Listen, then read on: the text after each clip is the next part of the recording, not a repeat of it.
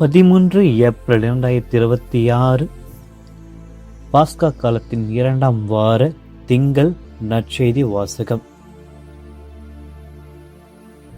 யோவான் எழுதிய தூய நற்செய்தியிலிருந்து வாசகம். ஆண்டவரை மாட்சி உமக்கு. அதிகாரம் 3, இறைவசனங்கள் 1-8 முடிய. அக்காலத்தில் பரிசேயர் ஒருவர் இருந்தார். அவர் பெயர் நிக்கோதேம். அவர் யூத தலைவர்கள் ஒருவர். அவர் ஒரு இரவில் இயேசுவிடம் வந்து, ரபி, நீ கடவுளிடமிருந்து வந்த போதகர் என்பதை நாங்கள் அறிவோம். கடவுள் தம்மோடு இருந்தாலன்றி நீர் செய்யும் இவ்வரும் அடையாளங்களை யாரும் செய்ய இயலாது என்றார். இயேசு அவரை பார்த்து, மறுபடியும் பிறந்தாலன்றி எவரும் இறையாட்சியை காண இயலாது என மிக உறுதியாக உமக்கு சொல்கிறேன் என்றார். நிக்கோதேம் அவரை நோக்கி, வயதான பின் ஒருவர் எப்படி பிறக்க முடியும்? அவர் மீண்டும் தாயின் வயிற்றுக்குள் புகுந்து பிறக்க முடியுமா என்று கேட்டார். இயேசு அவரை பார்த்து, ஒருவர் தண்ணீராலும் தூய ஆவியாலும் பிறந்தாலன்றி இறையாட்சிக்கு உட்பட இயலாது என்று மிக உறுதியாக உமக்கு சொல்கிறேன். மனிதரால் பிறப்பவர் மனித இயல்பை உடையவர், தூய ஆவியால் பிறப்பவர் தூய ஆவியின் இயல்பை உடையவர். நீங்கள் மறுபடியும் பிறக்க வேண்டும் என்று நான் உமக்கு கூறியது பற்றி நீர் வியப்படைய வேண்டாம். காற்று விரும்பிய திசையில் வீசுகிறது, அதன் ஓசை உமக்கு கேட்கிறது, ஆனால் அது எங்கிருந்து வருகிறது என்றும் எங்கு செல்கிறது என்றும் உமக்கு தெரியாது. தூய ஆவியால் பிறந்த அனைவரும் இதற்கு பொருந்தும் என்றார். ஆண்டவரின் அருள்வாக்கு. கிறிஸ்துவே உமக்கு புகழ். இறையேசுவில் பிரியமான அன்பு சகோதர சகோதரிகளை, இன்றைய நாளில் ஆண்டு உங்கள் அனைவரையும் நிறைவாக ஆசீர்வதித்து தொடங்கியிருக்கின்ற இந்த புதிய வாரத்தில் செய்ய போகின்ற ஒவ்வொரு பணிகளிலும் பயணங்களிலும் இறைவன் நம்மோடு இருந்து நம் அனைவரையும் ஆசீர்வதிப்பாராக. இன்று தூய மார்ட்டின் அவருடைய நினைவு நாளை நாம் கொண்டாடுகின்றோம். இவர் 7ஆம் நூற்றாண்டில் பிறந்தவர். திருத்தந்தையாக உயர்ந்த பின்பு மிக சிறப்பான முறையில் பணிகளை செய்து திருச்சபையை எதிரிகளிடமிருந்தும் தப்பறை கொள்கையில் இருந்தும் கட்டி காப்பாற்றி வந்தவர். இவருடைய நினைவு நாளை கொண்டாடுகின்ற பொழுது இவர் மூலமாக இன்று நாம் ஆண்டவரை நம்பிக்கை வைத்து அவருடன் இணைந்து யாருக்கும் அஞ்சாத மன உறுதியுடன் இறைப்பணியை செய்ய நம்மால் அழைக்கப்படுகின்றோம். ஆண்டவர் இயேசு தன்னுடைய பணி வாழ்வில் பல்வேறு எதிர்ப்புகளையும் அவமானங்களையும் சந்தித்தார்.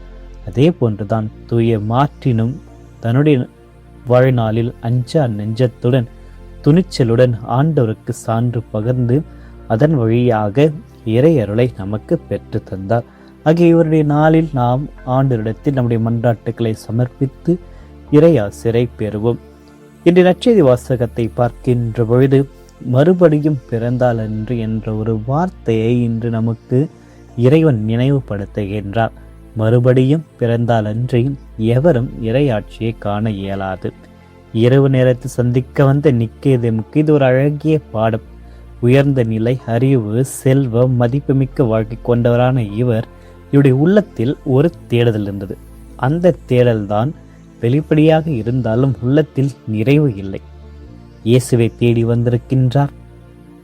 நம்மிடத்தில் இதே போன்றுதான் பணம் இருக்கலாம், அறிவு இருக்கலாம், ஆனால் உள்ளத்தில் அமைதி இல்லை என்றால் நாம் கஷ்டத்தில் தான் இருப்போம். நாம் இன்னும் மறுபிறப்பை அனுபவிக்க முடியாத ஒரு நிலையில் இருக்கின்றோம். மறுபிறப்பு என்றால் தண்ணீராலும் தூய ஆவியாலும் பிறப்பது. இது ஒரு ஜஸ்ட் உடல் பிறப்பு மட்டுமல்ல, மாறாக ஆவிக்குரிய ஒரு மாற்றம்.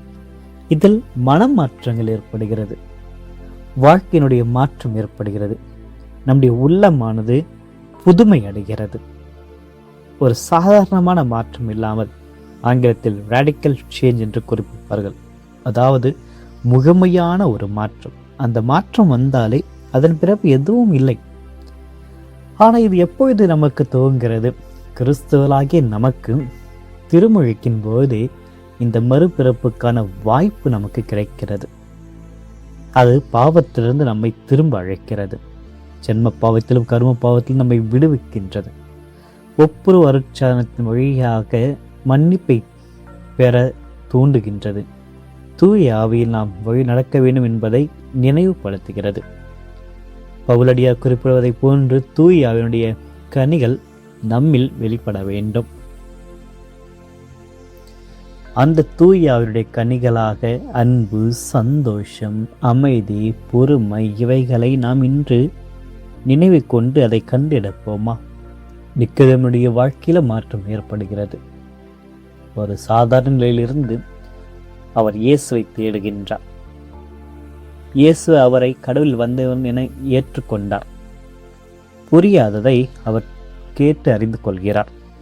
இதுதான் ஒரு தேடல். நம்முடைய வாழ்க்கையில் நான் என்ற ஒரு கர்வம் நம்மிடம் இருக்கின்ற பொழுது நமக்கு தேவை இருந்தாலும் நாம் மற்றவர்களிடத்தில் போய் கேட்பதற்கு தயக்கம் காட்டுகின்றோம். அவர்கள் மீது நம்பிக்கை வைக்க மறுக்கின்றோம். மாற்றம் நமக்கு ஒரு வாய்ப்பாக அளித்தால் கூட அதை ஏற்க மறுக்கின்றோம். பழைய நிலையிலேயே தான் போக்கிலே வாழ்கின்ற ஒரு நிலையை நாம் வாழ்ந்து கொண்டிருக்கின்றோம். உயிர்ப்பினுடைய காலத்தில் நாம் இருக்கின்ற நமக்கு இறைவன் ஒரு மீண்டுமான ஒரு அழைப்பை, அதுதான் மறுபிறப்புக்கான ஒரு அழைப்பை நமக்கு அளிக்கின்றார். நம்முடைய மறுபிறப்பு துன்பத்திலிருந்து விடுதலையா அல்லது பாவத்திலிருந்து விடுதலையா என்று சிந்தித்து பார்ப்போம். உண்மையான மறுபிறப்பு என்பது பாவத்திலிருந்தான் விடுதலை தருகிறது. துன்ப வாழ்க்கையில் இருக்கலாம், ஆனால் பாவம் நம்மை கடவுளிடமிருந்து பிரிக்கிறது. அந்த ஒரு பாவத்திலிருந்து மீண்டும் ஒரு விடுதலை பெற வேண்டும் என்றால் நாம் ஆவியாரால் தண்ணீரால் நிரப்பப்பட வேண்டும். காற்று எங்கிருந்து வருகிறதோ என்று நமக்கு தெரியாது, காற்றை பார்க்க முடியாது. அதே போன்றுதான் தூய ஆவியினுடைய வலிமையும் ஆற்றலும் நம்பிக்கையால் மட்டும்தான் உணர முடியும். அவரிடத்தில் நாம் ஒப்படைக்கின்ற பொழுது தூய ஆவியார் நமக்கு மீண்டுமாக ஒரு அழகிய மறுபிறப்பு வாழ்க்கையை நமக்கு அளிக்கின்ற நம்பிக்கையில் இந்த நாளை ஆண்டவரிடத்தில் ஒப்படைப்போம். ஆண்டவரிடத்தில் ஒப்படைக்கின்ற பொழுது ஒரு மறுபிறப்பு புது வாழ்வு வாழ்கின்ற மனிதராக இன்று நாம் வாழப்போகிறோமா என்ற சிந்தனையில் ஒவ்வொரு செயல்களையும் பயணங்களையும் காரியங்களிலும் கவனம் செலுத்தி தூயாவின் துணையுடன் செல்வோம். அப்பொழுது நாம் மீண்டும் பிறக்கலாம், மீண்டும் புது பிறப்பாக மாறலாம், தூய ஆவியில் வாழலாம் என்ற நம்பிக்கையில் இந்த நாளை உயிர்த்தாண்டவரிடத்தில் ஒப்படைப்பும். தூய ஆவி நம் அனைவரையும் தன்னுடைய இதயங்களால் நிரப்பி பாவத்தை விடுபட்டு ஆண்டோடைய திருவுளத்துக்கு ஏற்ப நடக்க நமக்கு உதவி புரிவாராக. ஆமென். என்றும் வாழும் எல்லாம் அல்ல இறைவா, இந்த புதிய நாளை, இந்த புதிய வாரத்தையும் எங்களுக்கு அளித்தமைக்காக உமக்கு நன்றி செலுத்துகின்றோம். கடந்த காலத்தில் கடந்த நாட்களில் எங்களோடு பயணித்து கடந்த இரவையும் மிக பாதுகாப்பாக எங்களுக்கு அளித்து நல்ல ஒரு உறக்கத்தினையும் இந்த ஒரு புதிய நாளை அளித்தீரே. மை போற்றுகிறோம், ஆராதிக்கிறோம், மை வாழ்த்துகின்றோம். ஆண்டவரும் இடத்தில் நாங்கள் திரும்பி வந்திருக்கின்றோம். நேற்றைய தினங்களுடைய குறைகளையும் பாவங்களையும் நினைத்து மீண்டும் ஆகும் இடத்தில் வந்து மன்னிப்பை கேட்கின்றோம். ஆண்டவரே, மறுபடியும் பிறந்தாலன்று இறையாட்சியை காண முடியாது என்று கூறிய உம்முடைய வார்த்தைகளை மீண்டுமாக நினைவுபடுத்தி நீர் அளிக்கப் போகின்ற ஆசீர்வாதத்தையும் தண்ணீரினாலும் தூய ஆவியாரால் பிறந்தவர்களாக நாங்கள் மாறிட, எங்களுக்கு ஒரு புதிய வாழ்வை அளித்திட எங்களுக்கு உதவியாக வாரும். ஆண்டவரே, எங்களுடைய சிந்தனைகளை தூய்மையாக்கும், எங்களுடைய வார்த்தைகளை அன்பாக்கும், எங்களுடைய செயல் ஒவ்வொன்றையும் நீதியுடன் இருக்க அருள் புரியும். தூய ஆவியை காற்றைப் போல எங்கள் வாழ்க்கையில் வீசும், எங்களை வழி நடத்தும், எங்கள் உள்ளங்களை மாற்றும். உமது கனிகளினால் அன்பு, அமைதி, பொறுமை, மென்மை, நம்பிக்கை இவை போன்ற பலவிதமான கனிகளின வரங்களினால் எங்களுடைய வாழ்க்கையை மேன்மைப்படுத்தி அருளும். இந்த புதிய வாரத்தில் நாங்கள் சந்திக்க போகின்ற ஒவ்வொரு சவால்களிலும் ஏற்ற துணிவையும், எங்களுடைய சோதனைகளில் நம்பிக்கையையும், துன்பங்களில் பொறுமையையும் அளித்தரலும். எங்கள் குடும்பத்தையும் வேலைகளையும் எங்கள் முயற்சிகளையும் ஆசீர்வதித்தரலும்.